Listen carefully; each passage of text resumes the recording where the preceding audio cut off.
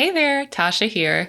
To continue last week's discussion about doing keto without tracking, today we're talking all about keto meal planning to align with your macros. So first, we covered selecting foods that you know will support ketosis, the low carb foods, right? Then we talked about mindful eating, being aware and present during your meal, mindful of the who, what, when, where, how, and how much you're actually eating. But today, I want to talk about the planning aspect because so far we've been talking about eating almost as if you're going throughout your day in a whirlwind without a plan. And then when it comes to eating, you're left making last minute decisions about what to eat, right? Whether you're tracking or eating more intuitively, so far we've approached meals like they just happen to us and we deal with them very reactively, like we're just reacting to mealtime. So rather than reacting to mealtime, I want to encourage you to be proactive about your meals and what you're eating. And that's where meal planning comes in. Honestly, I get pretty excited about meal plans, so this is totally in my wheelhouse, and I just tend to naturally be a bit of a planner. So I know that if you are naturally a bit of a planner, you're probably already doing something like this already, but if you aren't, don't worry. Because this doesn't have to be an overwhelming obstacle to success. It really does help smooth things out and make your life easier in the long run. Now, of course, I have a few practical tips for you to take action and set things in motion. So we'll get to that in just a bit.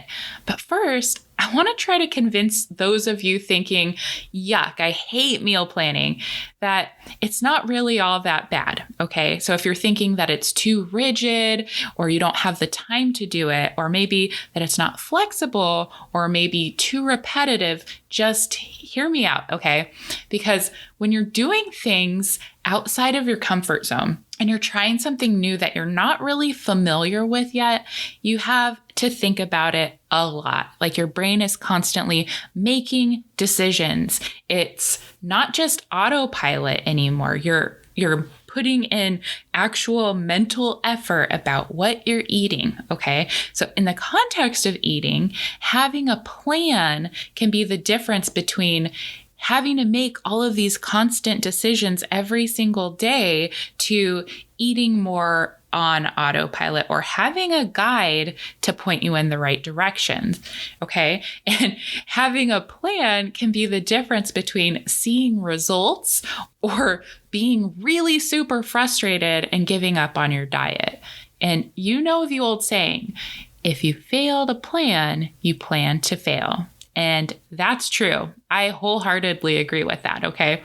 That's because meal planning puts you in charge, okay? Instead of leaving things up to chance, you're being proactive. You have a chance to sit down, take a look at your upcoming week, or even just the day before, and set yourself up for success instead of just reacting to all of the things happening in your day, okay? As you plan meals that fit your life and schedule, you're really learning about your food, what you like, what you have time to fix, the macronutrients, the budget, all of that.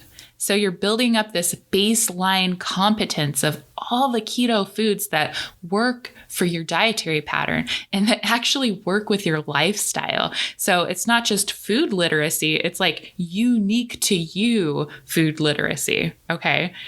And when you do this and you know the types of meals that work for you when you're short on time, you understand what to buy at the grocery store and you know it's going to support your dietary goals. And when you know these things and they all start to align, then you build confidence.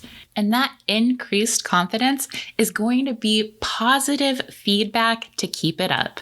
You'll get more into it, really develop a skill for it, and that's going to increase your confidence even more. You'll get more and more comfortable and really take charge of how you fuel your body. Meal planning is used with all kinds of special diets and patient populations, and you know what they see? Improved results for people, more long-term success, and people actually stick with it. Since keto can be so different than what most people are used to eating, a meal plan is a non-negotiable in my book. In the same way that I think everyone should practice mindful eating, I think everyone should try incorporating a game plan for their meals. Like I said, this does not have to be complicated at all. As you're learning or just getting started, simplicity is key. Keep it simple, okay? The portion control episode where I teach you how to build a simple keto meal, listen to that again. That is a super popular episode because it's simple. It's easy, okay? That's episode number 13 if you want to go back and check it out. But it's just simple stuff like that, where you're picking one protein-rich ingredient, scooping some low-carb veggies in there and some seasoning to keep the nutrient density high, get some fiber and flavor in there while still keeping your carbs low, and then layering in a little fat for cooking or dressing, right? Something with 3 or 4 ingredients isn't terribly complex or complicated, but it doesn't have to be over the top, labor intensive, or millions of ingredient combinations in order to taste good, okay? And if you stick with something like a protein, non-starchy veggies, and a little bit of fat, you'll be in line with keto eating without tracking. And if you use the hand guides from the portion control episode, number 13, you won't need to use any measuring tools either. So that's the first tip to meal planning success. Just keep it simple, guys. All those fancy keto recipes with breads and muffins and pastas, gnocchi, cookies, cakes, whatever. These elaborate keto-fied things with specialty ingredients, tools, and baking talent required are not necessary. These are just novelty items that you can include when and if you have time. If there's a special occasion, or maybe you just have an insatiable sweet tooth, but they aren't necessarily the type of foods that you fix for your daily meals, right? So keep it simple. Stop overcomplicating it. Choose whole foods that you can just chop up, toss on a sheet pan, put it in the air fryer or Instant Pot, or quickly saute it in a pan on the stovetop, right? The more complicated you make it, the less likely you are to stick with it. And I see this time and time again. People think that they'll just replace their previous foods with keto-fied versions of it, and they don't stick with it because their previous foods were convenience foods, right?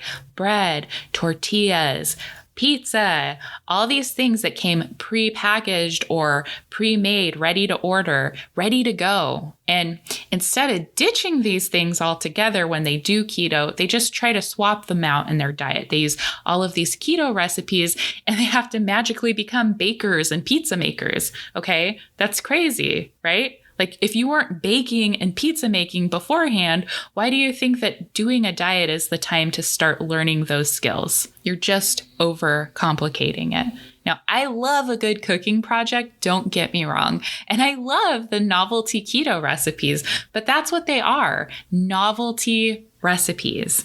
A lot of these kinds of things just aren't practical for the average person to incorporate into their daily life. And when they try, they usually get frustrated and give up.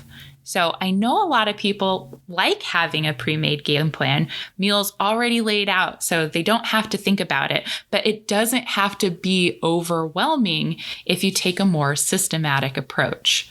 Before you sit down to write a meal plan out by scratch, just jot down some of your favorite protein sources. List out your favorite non-starchy veggies, some of the spices that you like to use, right? Any cooking oil preferences you might have or special dressings that you like, let those things guide you. Make a list and let that be your guide, okay? And then you can use the same ingredients repeatedly. You don't have to have this elaborate, complex myriad of food. You can eat the same stuff over and over. Maybe you really love chicken breast. You could plan to grill a big batch, use some for salads, some for a vegetable casserole, some for a soup, or maybe some lettuce leaf tacos. You get the idea. You can reuse it over and over. You don't have to reinvent the wheel or imagine some elaborate thing every time you want to eat, okay? You don't have to reinvent the wheel for every single meal. And you can eat the same meal more than once, okay? There's nothing wrong, absolutely nothing wrong with leftovers. And a lot of people do this really strategically. They'll prep 3 or 4 of the same meals ahead of time just for lunch to pull out of the fridge when they're ready to eat, okay? So leftovers, batch cooking, and meal prep, those are your friends, guys. And most people, honestly, if you think about it, they eat the same 10 to 15 meals on repeat, just as it is, whether they're dieting or not. They eat the same things over and over. So find what you like, find what works, and just rotate it as you would with your regular meals. And feel free, of course, to try new things, but don't feel obligated just because you're eating differently now. Remember, food isn't your entertainment, it's your fuel. And if you want easy keto, meal planning is really where it's at. Now, if you're wanting to align your meals to your macros, you can calculate the nutrition information of each meal in an app ahead of time. Okay, notice I didn't say right before you're eating or after you ate or during your meal. Do it all ahead of time, okay? Use Chronometer, Nutritionix, MyFitnessPal, whatever you like to use for nutrition information. Make a recipe in the app and then find the information per serving. Save that information and then just use it for your meal plan later, okay? So if you do this all ahead of time, proactively, then guess what you won't be doing all throughout the day? You won't be pulling out your phone to scan barcodes, plug in nutrition information, and track your macros at every single meal. It's done already, okay? It's already been thought of once. You don't have to think about it constantly and drive yourself crazy. And I know a lot of people do that. And so that's why I'm kind of harping on this, because you don't have to do that. And if you follow your plan after you've already done this and laid it all out, your macros are on point and you didn't have to track it all week long, right? All day long, every day, all week, 24/7, and drive yourself crazy. Now, the best thing about this is if you're sticking to relatively the same routine and rotation, this is a one and done kind of thing. So you already plugged it into this app, right? You already have that on lock, ready to go whenever you want. So it doesn't need to be this big, elaborate chore that you do all the time, okay? You could make a meal plan for a week and stick with that pretty indefinitely, right? And maybe like switch it up if you want, but you don't have to, and you're not obligated to do that, all right? Now, I could really go on and on and on about meal planning because I love it and I'm just such a big fan of it. And I feel like more people should really try to embrace it. But I just want to give you some quick wins to get you considering this as a viable option for doing keto without constantly tracking, because I don't think constantly tracking is actually very practical. Okay. Now, this next tip for today might be exciting for all the people who've spent some time tracking already and just decided, you know what, I am so over this. And I've been there before, guys. So if you feel like that, hang with me. If you've previously logged your days of eating into an app, then you have hard data that you could be working with for your meal plan, okay? And it's already based off of your eating preferences. It probably already aligns with your macros pretty well, right? So you have this history of food data that you could look back on and then repurpose it into a meal plan. So there's going to be days that worked really well for you, right? Build that into your meal plan. And then when the days were a little bit off, look at the areas that you could improve on a little bit, and then build that improved version into your meal plan, right? And once you have the plan all laid out, you can look at it for ways to optimize the plan. Are there ways to streamline it? Maybe you could save money buying the ingredients in bulk, or you could save time and spare yourself multiple trips to the grocery store if you just bought like several of the things that you make daily trips for, right? Like maybe there's a pre-packaged salad that you really like at the grocery store and you buy it every day for lunch. Why don't you buy 5 of those, put them in your own fridge instead of driving to the grocery store, right? Like there's a lot of things that you could do to simplify how you're eating and optimize your plan for it. So once you have your plan all laid out and you're trying to optimize it and do all of this stuff, make a shopping list and just stick with that so you're not distracted by all the shiny objects at the grocery store, okay? Because once you have a shopping list that aligns with your game plan, then you have all the ingredients and you're set and ready to go. You're there. And if you take that one step further and do a little bit of prep work, then you're even more likely to stick with your game plan because you've already invested the money in it. You've already invested the time into it. And it's just one less step that you have to do when it comes to making a meal or eating, right? And finally, my last tip for you is that you don't have to jump off the deep end with planning, okay?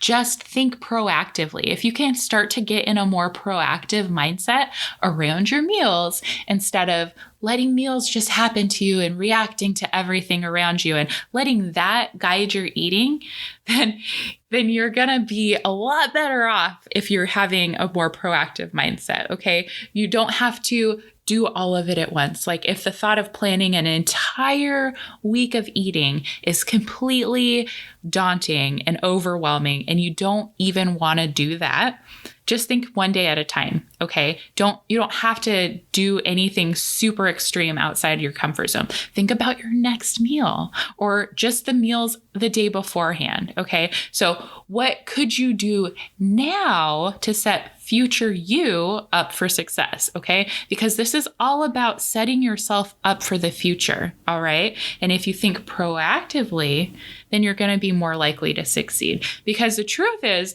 that winging it just doesn't work out so well for most people, all right? And if you can establish even just a small 1 to 3 day plan to move forward, you're gonna thank yourself later. All right, guys, that's all I have for this week. I hope you enjoyed this episode. And if you have any questions about meal planning, hit me up because I love this stuff, okay? Let me know if you have any questions. I can help set you in the right direction. All right, I'll talk to you guys next week. Bye. Thank you so much for tuning into this episode of the Ketogasm podcast. You are awesome. I really hope the show's added value to your keto journey. Making big changes to your eating habits can be a little tricky, but if you're taking the time to listen and learn about keto, you're well on your way. You got this. Be sure to visit ketogasm.com for the show notes with full transcripts, references, and resources to help you out, including a totally free course called Hello Keto. It's helped over 75,000 people start keto with confidence. I'll see you in the next episode. Bye.